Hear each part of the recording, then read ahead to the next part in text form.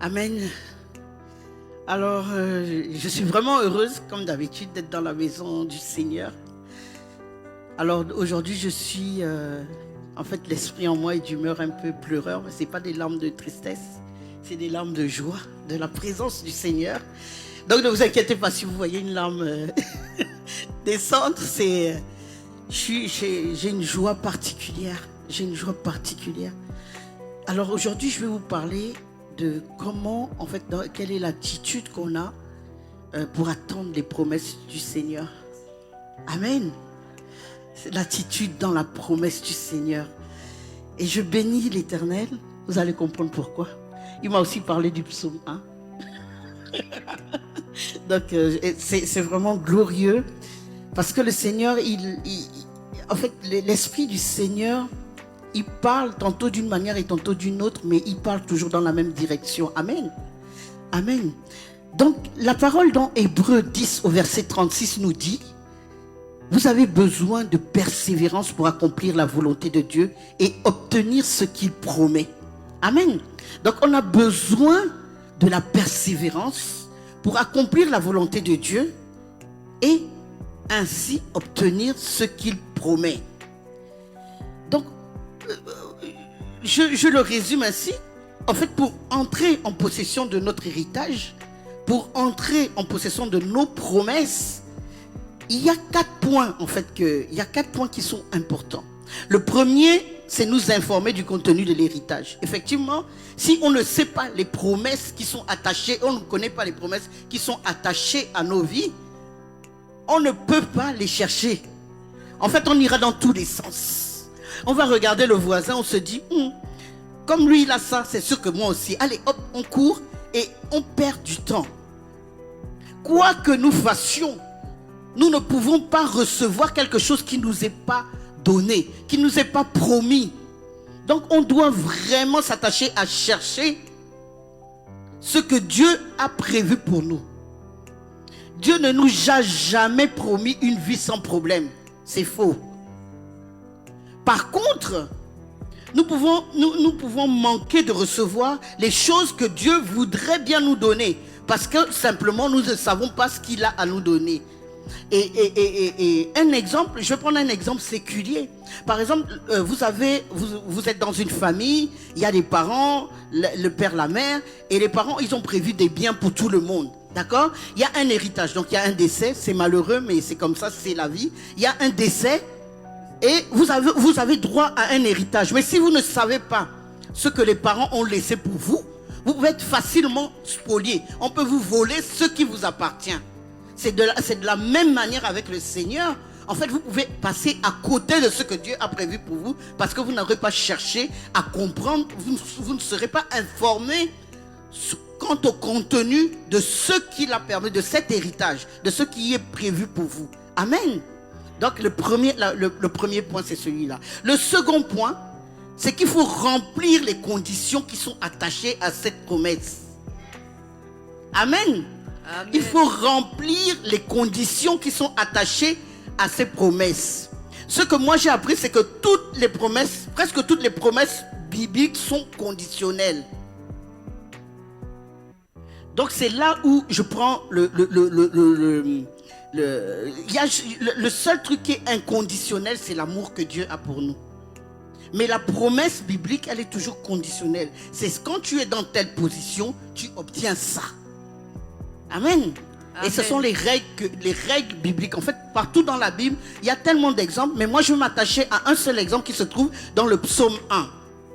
Donc le psaume 1 au verset 2 dit ceci: mais qui trouve son plaisir dans la loi de l'Éternel et qui la médite jour et nuit, il est comme un arbre planté près d'un courant d'eau qui donne des fruits en sa saison et dont le feuillage ne flétrit point. Tout ce qu'il fait lui réussit. Donc, la promesse d'une vie fructueuse est attachée à la méditation de la parole jour et nuit. Amen. Donc, c'est ça, c'est comme ça que les promesses du Seigneur fonctionnent. On fait quelque chose. Si tu te tiens dans telle position, eh bien, voilà ce que le Seigneur te donne. Donc, amen. Amen.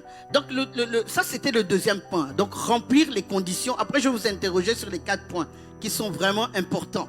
Donc le deuxième point, c'est remplir les conditions qui sont rattachées aux promesses. Le premier point que j'ai énoncé, c'est nous informer quant au contenu de cet héritage, nous informer sur l'héritage. Amen. Le troisième point, c'est croire que nous avons déjà reçu les choses promises. Amen. En fait, si tu ne crois pas que tu as déjà reçu, en fait, dans tous les passages où il y a eu un miracle, où il y a eu un exaucement, où il y a eu une bénédiction quelconque, il y a toujours la foi. Il y a toujours la foi qui est rentrée. Même la preuve, quand il guérit certains aveugles, il dit non, ta foi t'a sauvé. Quand il guérit le paralytique, c'est ta foi qui t'a sauvé. Ce n'est pas la guérison qui est venue. Amen. Amen. Donc pour obtenir quelque chose, même quand l'apôtre prie pour nous, si tu ne crois pas que tu vas être guéri, tu ne seras pas guéri, mon ami. Parce que c'est ta foi en premier qui commence. Quand tu as foi que tu reçois quelque chose, tu le reçois. Mais quand tu n'as pas la foi, tu ne le reçois pas. Donc le troisième point qui est mais vraiment incontournable, c'est de croire que nous avons reçu toutes les choses qui ont été promises, toutes les choses qui sont proclamées, toutes les choses qui sont déclarées sur nos vies. Amen. Amen.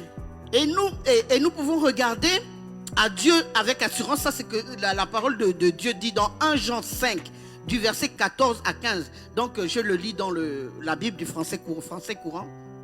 Nous pouvons regarder à Dieu avec assurance, car il nous écoute. Si nous demandons quelque chose de conforme à sa volonté, sachons donc qu'il écoute nos prières. Nous avons aussi la certitude d'obtenir ce que nous lui avons demandé. Amen. Amen. Donc vraiment, il faut, dès qu'on demande, dès que c'est conforme à la volonté de Dieu pour notre vie, donc on est sûr qu'on l'obtient. Amen. Amen. Alors, il y a un quatrième ingrédient. Donc, le troisième ingrédient, je le rappelle, c'est croire que nous avons reçu les choses promises. Et le dernier ingrédient, c'est persévérer dans la prière jusqu'à l'accomplissement. Amen. Persévérer dans la prière jusqu'à l'accomplissement. L'accomplissement des promesses de Dieu est souvent précédé d'un temps d'attente. Il peut être plus ou moins court ou plus ou moins long. Ça dépend dans quel sens on le prend. Si on a l'habitude de voir le verre à moitié vide ou le verre à moitié plein.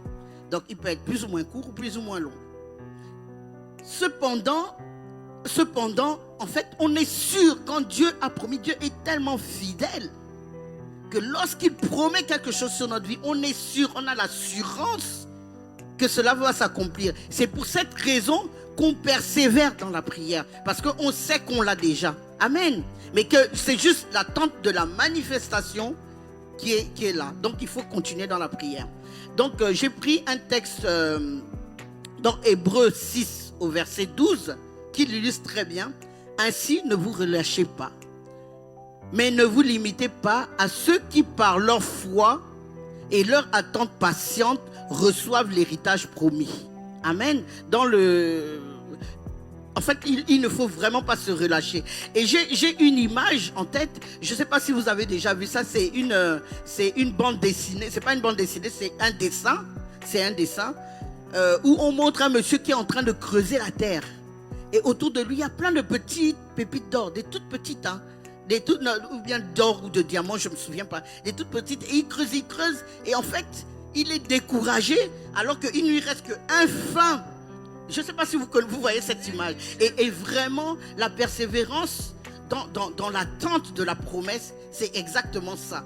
Lui, il se décourage alors qu'il ne reste qu'un fin pan. Il suffit qu'il cogne encore une dernière fois et qu'il découvre le trésor que le Seigneur a prévu pour lui. Amen. Donc vraiment, je vous exhorte, mes frères et sœurs, à suivre ces 4 étapes pour être sûr de rentrer dans l'exaucement de vos promesses. Amen. Amen. Donc, on va récapituler. Donc, 1, qu'est-ce qu'il faut? Amen. Amen. Non, pas promesse, héritage. Savoir ce qu'on doit hériter. Ça, ok. Deuxième condition. Ça, c'était le premier. Le deuxième. Amen. Deuxième, c'est remplir les conditions rattachées aux promesses. Le troisième, c'est quoi? Oui, croire à l'exaucement parfait. Et le quatrième, persévérer dans la prière. Alléluia. Amen. Amen. Donc ça, c'est le message que j'avais pour vous ce matin. Je bénis le Seigneur parce que en fait, ça m'a parlé en premier. Amen. Je bénis le Seigneur parce que ça m'a parlé en premier. Donc, s'il vous plaît, les intercesseurs se mettent déjà en place pour l'intercession. Et nous allons vraiment élever nos voix pour que le Seigneur, pour toutes les personnes qui ne sont pas passées par ces 4 étapes, qui n'ont pas la connaissance de ce que Dieu a l'intention de faire avec eux, qui sont en train de prier à Dieu, mais en train de taper dans tous les horizons sans savoir exactement où le Seigneur les emmène. Nous allons prier vraiment que le Seigneur nous donne cette connaissance, la connaissance de ce qu'il a prévu pour nous au nom de Jésus. Élevons nos voix. Éternel des armées, nous te bénissons, nous te rendons des actions de grâce, Seigneur. Nous te supplions, Seigneur, mon Dieu, mon roi, par ta grâce, ta miséricorde, Seigneur, de nous conduire, Seigneur, mon Dieu, mon roi, dans la recherche, Seigneur, de l'accomplissement de la promesse, Seigneur. Par premièrement, Seigneur, savoir, Seigneur, te chercher pour savoir, pour comprendre, Seigneur, mon Dieu, mon roi, ce que tu attends de nous, Seigneur, pour remplir, et donne-nous aussi la grâce de pouvoir remplir les conditions qui sont attachées à ce que tu attends de nous, Seigneur. Et je te supplie également, Seigneur, de nous donner la foi qui déplace toutes les montagnes, Seigneur, et qui nous permet de persévérer dans le chemin que tu as prévu pour nous, Seigneur. Nous te levons, Seigneur, nous te bénissons et nous te rendons des actions de grâce. Et nous savons que tu nous as déjà exaucés au nom puissant de Jésus. Amen.